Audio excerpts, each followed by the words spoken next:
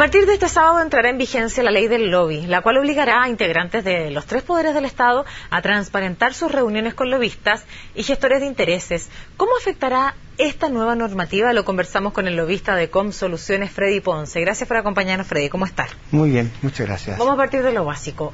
¿Qué es ser lobista? Hasta el día de hoy, que no teníamos la normativa vigente. ¿Qué es ser lobista? Mira, básicamente aquí hay que hacer dos distinciones. En primer lugar, las personas, normalmente el común de las personas, asocia el lobby como a una situación, a una gestión de intereses, a algo que es oscuro, que tiene asociada corrupción de por medio.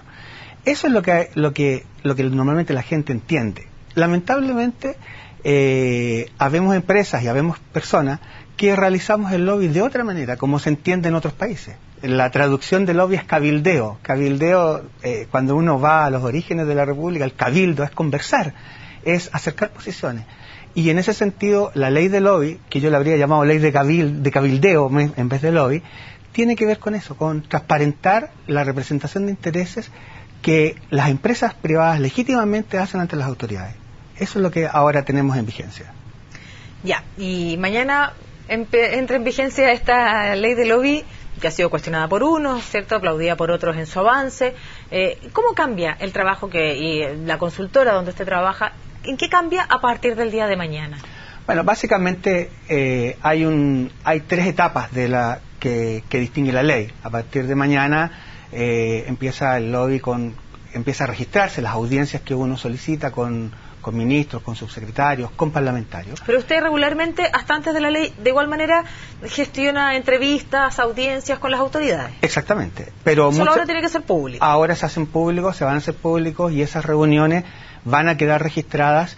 El tema es que nosotros no las vamos a registrar. El organismo que las registra es el sujeto pasivo del lobby, o sea, aquellas personas a las cuales nosotros estamos contactando para hacer la gestión correspondiente. Claro, para que en fácil es la autoridad la que tiene que transparentar su agenda, ¿no? Exactamente. Nosotros, hasta este minuto, nuestro trabajo y lo que hemos hecho hasta ahora, hasta el día de hoy, ha sido pedir esas reuniones, solicitar esas audiencias por distintos canales, a través de caminos formales, de los jefes de gabinete, de la secretaria, y cada vez que nos reunimos con las autoridades, representar y decir a cuál es el cliente que estamos representando y cuál es el objetivo que perseguimos.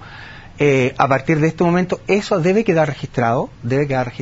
El Consejo para la Transparencia va a generar una información de eso, va a sistematizar esa información, pero quien está obligado a hacer ese registro es la autoridad, no nosotros que somos los que representamos y representamos intereses de nuestros clientes. ¿Facilita, dificulta, entorpece o simplemente no afecta en nada el trabajo que usted realiza hasta hoy viernes a partir de, el próximo lunes? Vamos a saber a partir del lunes, pero en nuestra opinión, esto debiese ser un gran avance en materia de transparencia, en el sentido de que muchas empresas y muchos lobistas que representan intereses ante las autoridades se esconden bajo el paraguas de las consultoras legales, ambientales o comunicacionales para acercarse. Mire, yo soy asesor legal de esta persona. Y por un camino medio subterfugiamente llegan a las autoridades a representar ciertos intereses, a pedir ciertas cosas, a pedir que la autoridad tome posición respecto a los clientes que ellos están representando.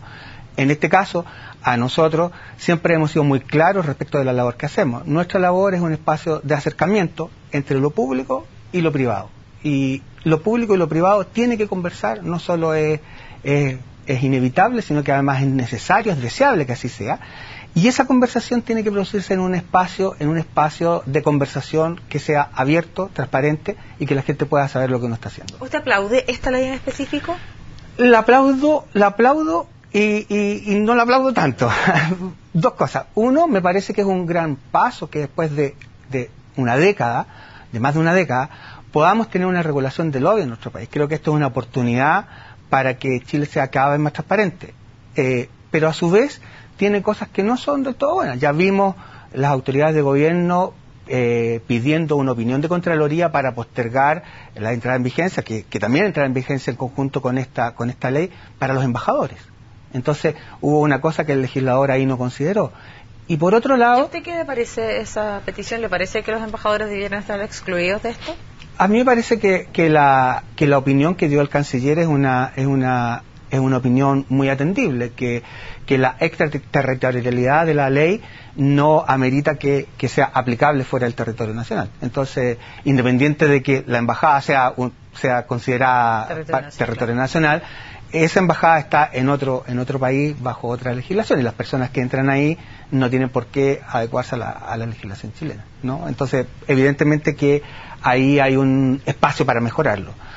Pero una segunda cosa, que es muy importante, que esta ley no considera lo que es un registro de lobistas. Y a nuestro juicio eso es un error, porque debiese haber un registro público de lobistas, donde estuviéramos todas aquellas personas que representamos intereses de distintos ámbitos, ya sea empresas de energía, de minería, de la banca, etcétera. Todos debiésemos estar en ese registro. La gente debiese saber quiénes son los que hacen esta gestión de intereses, esta representación de empresas privadas, ¿no?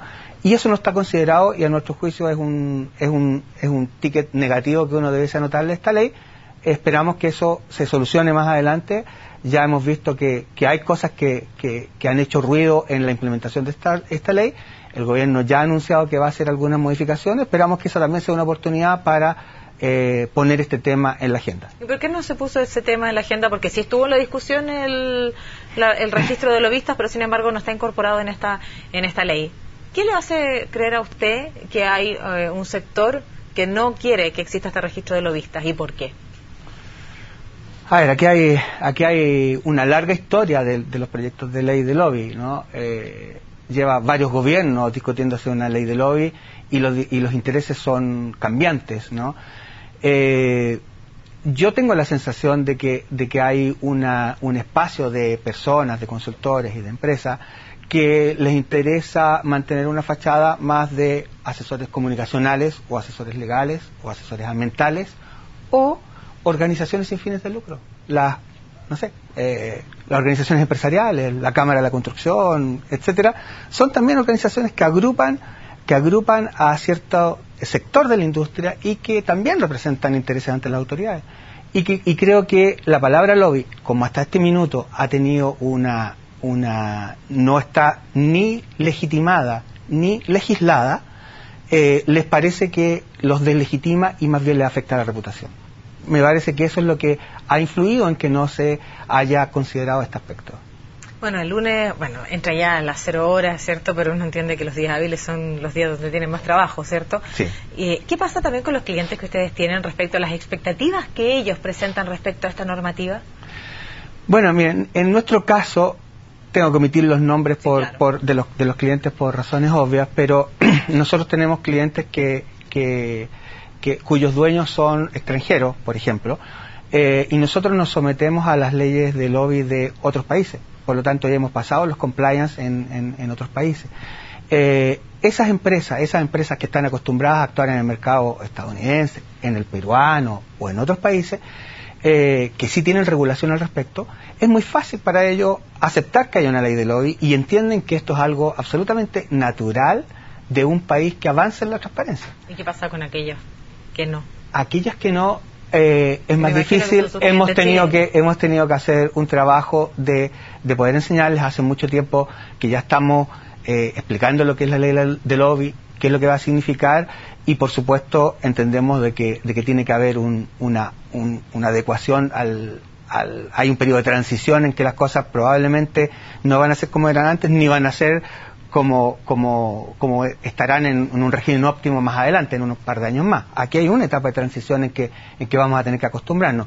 De hecho, solo el 28 de agosto entra a regir la ley, 28 de agosto del próximo año, para intendentes, seremi y otro tipo de personas. Entonces hay un desfase. La ley considera una entrada en vigencia en etapas, y solo estará vigente 100% esta ley el próximo año a partir del 28 de agosto. Bien, pues gracias por acompañarnos aquí en CNN Chile. Muchas gracias, Macarena.